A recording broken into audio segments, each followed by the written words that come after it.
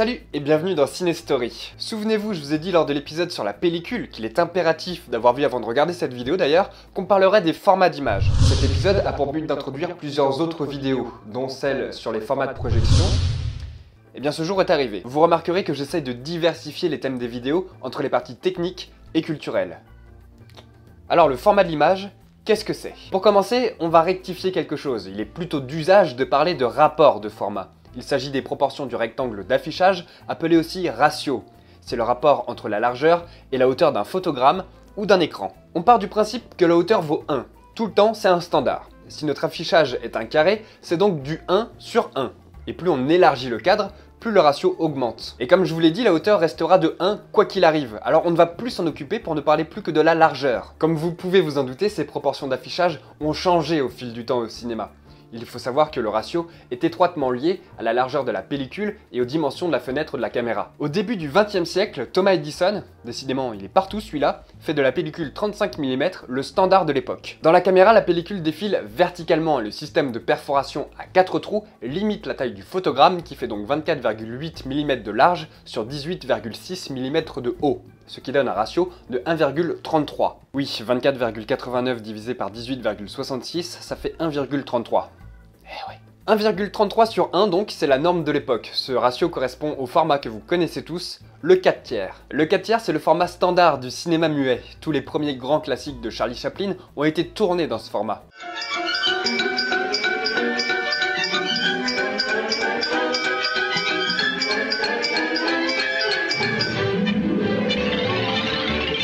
Lorsque le cinéma devient parlant, j'en parlerai et je l'expliquerai réellement dans une prochaine vidéo. Je l'ai déjà dit, mais promis, je le ferai. Ce qu'on appelle la bande-son, parce que c'est une bande, vient se placer entre l'image et les perforations. Ça a pour effet de réduire la taille du photogramme et le public est un peu déconcerté parce que l'image était comme étirée en hauteur. La surface de l'image diminue de 15% et ses proportions passent de 1,33 à 1,20. Plusieurs modifications ont alors lieu à partir de 1929 pour donner le standard du cinéma parlant. On passe alors à une largeur de 22 mm et une hauteur de 16 mm, ce qui donne un ratio de 1,375, aussi appelé format Academy. C'est ce format qui est utilisé pour la totalité des films américains de 1932 à 1952. D'ailleurs, des films récents étaient tournés dans ce format comme The Artist de Michel Hazanavicius ou The Grand Budapest Hotel de Wes Anderson. Au final, le passage du muet au parlant réduit de 30% la surface d'émulsion de la pellicule, amputée sur le côté et en hauteur. Comme vous le savez, la télévision commence à faire de l'ombre au cinéma à partir des années 50. La télé adopte le ratio 1,33 et il faut proposer quelque chose de différent pour la concurrencer. Les studios de la Fox amorcent cette évolution avec le format cinémascope. J'en ai déjà parlé dans cet épisode, donc on va passer très rapidement dessus. Un ratio de 2,55. C'est énorme. Pourtant, le format de pellicule n'a pas changé, on est encore sur du 35 mm. Alors comment se fait-ce? Un objectif anamorphique est utilisé lors du tournage qui comprime l'image dans sa largeur, et lors de la projection du film en salle, le même objectif est utilisé sur le projecteur, rétablissant ainsi les bonnes proportions. Le son utilisé était magnétique, l'image utilisait toute la largeur disponible de la pellicule, et le rapport était donc de 2,55. Le problème, c'est qu'à part la Fox, personne ne produisait du son magnétique. Pour l'instant, tout ce que vous devez savoir, c'est que la bande magnétique prend beaucoup moins de place que la piste optique, donc ça permet d'avoir une plus grande image. Mais du coup, comme personne ne suit, il faut revenir au son optique qui du coup diminue à nouveau la surface du photogramme.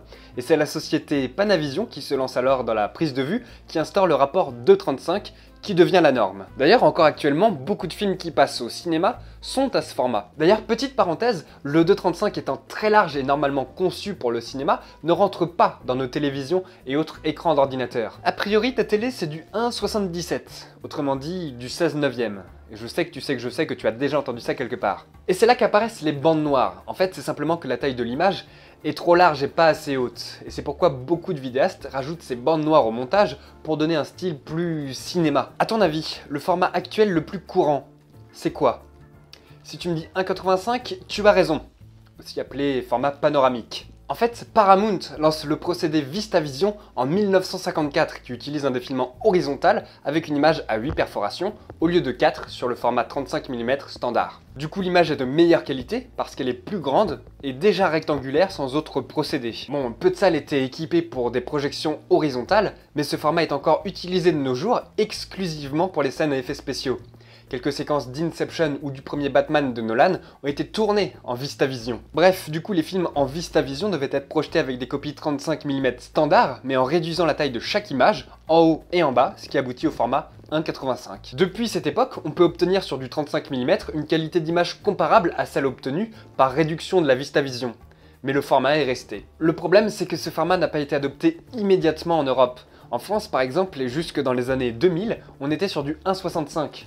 Et on projetait du 1,65 surtout. Du coup, aux États-Unis, le réalisateur devait faire attention à concentrer toute l'action dans un cadre assez réduit tout en envisageant que le film soit aussi diffusé sur un écran 1,85. Alors ce qu'il faisait, c'est qu'il disposait des marqueurs dans le viseur de la caméra indiquant les différentes limites des images finales, que ce soit en 1,85 ou en 1,65. Et pour la télé, toujours en 4 tiers, c'est-à-dire en 1,375, le cadrage se retrouve complètement modifié et peut laisser apparaître des éléments tels que des micros, des rails de travelling ou des techniciens qui auraient dû être hors champ. Hitchcock connaissait bien ce problème et se disait que de toute façon ses films seraient essentiellement vus à la télévision. Alors il travaillait son cadre pour que son image finale, où qu'elle soit diffusée, ait le même impact.